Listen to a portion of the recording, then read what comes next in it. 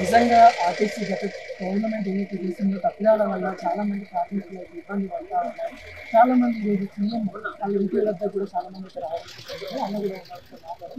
అన్న ఎందుకోసం అన్న ఇక్కడ మాది అన్న డ్రైవింగ్లో కంటికి రెప్పలాగా మేము కంటి నిద్రపోకుండా కూడా బండి చూడలేదు. ఇప్పుడు అప్పుడున్నారు కూడా ఆ గత ప్రభుత్వం రోడ్లు కూడా బ్యాడ్ కండిషన్లు, వెహికల్స్, బార్ షాపులు రోడ్ల పైన ఉంటే విచ్చలు పెట్టి ట్రాఫిక్, ఆ ట్రాఫిక్ లో కూడా అతి జాగ్రత్తగా పోతా ఉంటే కూడా మాకు వెహికల్ కండిషన్ కూడా అప్పుడు సరిగా లేకుండా గత ప్రభుత్వం మెయింటైన్ లేక కొత్త బస్సులు కొనక ఆ బాధలో నడుపుకుంటూ డ్యూటీలు బలవంతంగా మా డ్యూటీలు కాకపోయినా బలవంతంగా రుద్ది పంపించి అనుకోని ప్రమాదాలు జరిగినాయి తప్ప మేము కావాల్సుకొని తప్పులు చేసినారు బాటసార్ల వల్ల లేదా వెహికల్ కండిషన్ లో జరిగినట్టు వల్ల గత ప్రభుత్వం కక్ష సాధించిందంటే సంస్థను తీసేయాలన్న ఉద్దేశంతో ఆ ఆర్టీసీ కార్మికులను తొలగించాలి, బస్సులు కొత్త బస్సులు కొనక చేసిన తప్పిదం వల్ల జరిగి మా ఉద్యోగాలు తీసేసి మా రిక్రూట్మెంట్ వాళ్ళు చేసింది కాదు.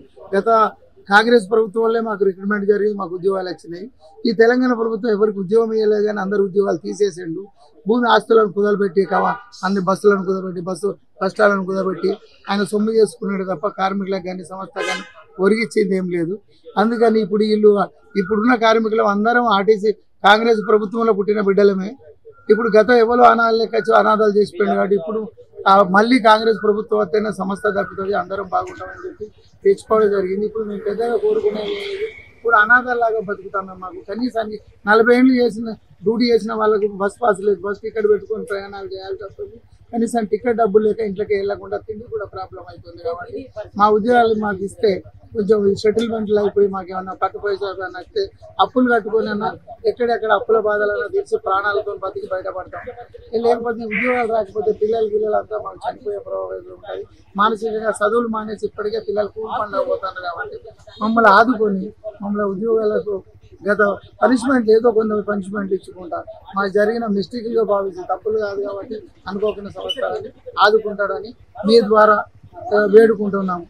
ఆర్టీసీ నష్టంలో ఉందన్న, నష్టంలో ఉందని చెప్తా ఇప్పుడు తీసుకొచ్చారు. మరి నష్టంలో మరి మీరు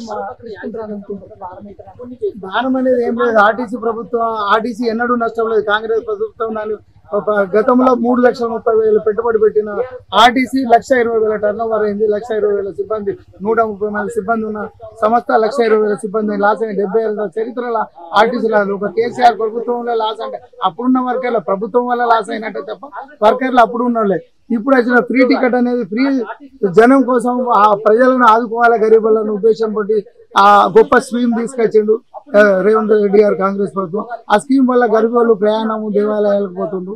దానివల్ల ఇప్పుడు దానికి వచ్చే ఎక్స్పెండిచర్ కూడా 0 టికెట్ కొట్టి ఆ పైసలు సంస్థకు ఇవ్వడానికి ఒప్పందం ఉంది, అగ్రిమెంట్ ఇస్తుండ్రు. సంస్థను ఆదుకోవడానికి పెట్టిన స్కీమే తప్ప అటు సంస్థను ఆదుకున్నట్టు ఉంటుంది, ఇటు ప్రజల గరీబులకు కూడా స్వేచ్ఛగా తిరిగే అవకాశం ఇవ్వాలని గవర్నమెంట్ అదొక సదుద్దేశం మంచి ఉద్దేశంతో చేసిన దానిగా భావిస్తున్నాము. ఈ కాంగ్రెస్ ప్రభుత్వంలో ఆర్టీసీ సంస్థ ముందుకెళ్లి లాభాలలోకి వస్తుందని ఆశిస్తున్నాం. ఇప్పటికే సంస్థలో 90% మార్పు వచ్చింది.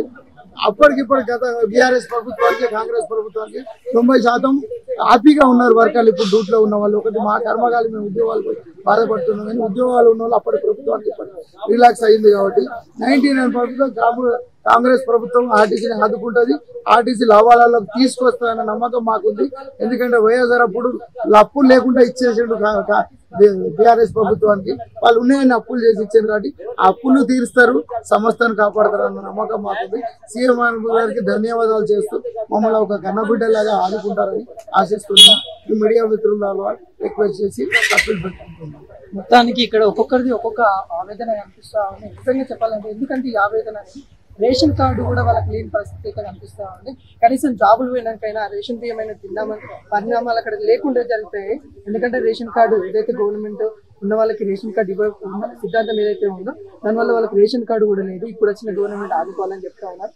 మేము ఓట్లు వేయించాము, మీకు కావాలని మార్పు రావాలని కాంగ్రెస్ గవర్నమెంట్ తీసుకొచ్చుకునే ప్రయత్నాలు తీసుకొచ్చుకున్నాము. అందువల్ల మాకు ఇప్పుడు ఉన్న రేవంత్ రెడ్డి గారు సీఎం గారు మేలు చేస్తారని కోరుకుంటా ఉన్నారని వాళ్ళ కార్మికులు అయితే చెప్తా ఉన్నారు.